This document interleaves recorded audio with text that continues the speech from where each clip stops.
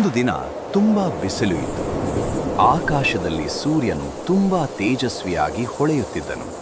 ಒಂದು ಚಿಕ್ಕ ಕಪ್ಪು ಕಾಗೆ ಹಾರುತ್ತಿತ್ತು. ಕಾಗೆಗೆ ತುಂಬಾ ದಾಹವಾಯಿತು. ಕಾ ಕಾ ನನಗೆ ನೀರು ಬೇಕು ಎಂದು ಕಾಗೆ ಹೇಳಿತು. ಕಾಗೆ ತುಂಬಾ ದಣಿದಿತ್ತು.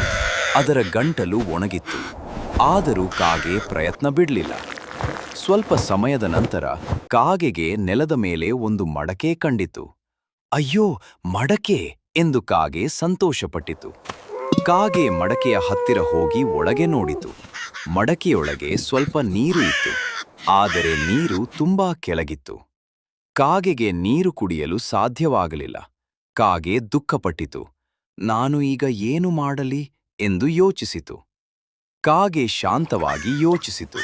ಸ್ವಲ್ಪ ಹೊತ್ತಿನ ನಂತರ ಅದಕ್ಕೆ ಒಂದು ಒಳ್ಳೆಯ ಯೋಚನೆ ಬಂತು. ಮಡಕೆಯ ಸುತ್ತ ಸಣ್ಣ ಸಣ್ಣ ಕಲ್ಲುಗಳು ಇದ್ದವು. ಕಾಗೆ ಒಂದು ಕಲ್ಲನ್ನು ತೆಗೆದುಕೊಂಡಿತು. ಟಪ್, ಅದನ್ನು ಮಡಕೆಯೊಳಗೆ ಹಾಕಿತು.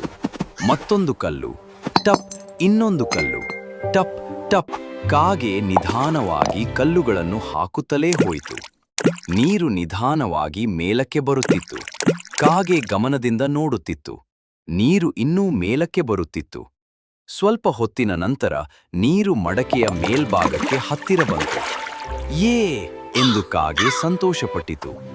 ಈಗ ಕಾಗೆಗೆ ನೀರು ಕುಡಿಯಲು ಸಾಧ್ಯವಾಯಿತು. ಕಾಗೆ ತಂಪಾದ ನೀರನ್ನು ಕುಡಿತು. ಕಾಗೆಯ ದಾಹ ತಣಿಯಿತು. ಅದು ತುಂಬಾ ಖುಷಿಯಾಯಿತು. ಕಾಗೆ ತನ್ನ ರೆಕ್ಕೆಗಳನ್ನು ಅಲೆಯಿತು. ಧನ್ಯವಾದಗಳು ಕಲ್ಲುಗಳೇ ಎಂದು ಕಾಗೆ ಹೇಳಿತು. ಖುಷಿಯಾದ ಕಾಗೆ ಆಕಾಶದತ್ತ ಹಾರಿ ಹೋಯಿತು. ನೀತಿ ಯೋಚಿಸಿ ಪ್ರಯತ್ನಿಸಿದರೆ ಸಮಸ್ಯೆಗಳಿಗೆ ಪರಿಹಾರ ಸಿಗುತ್ತದೆ.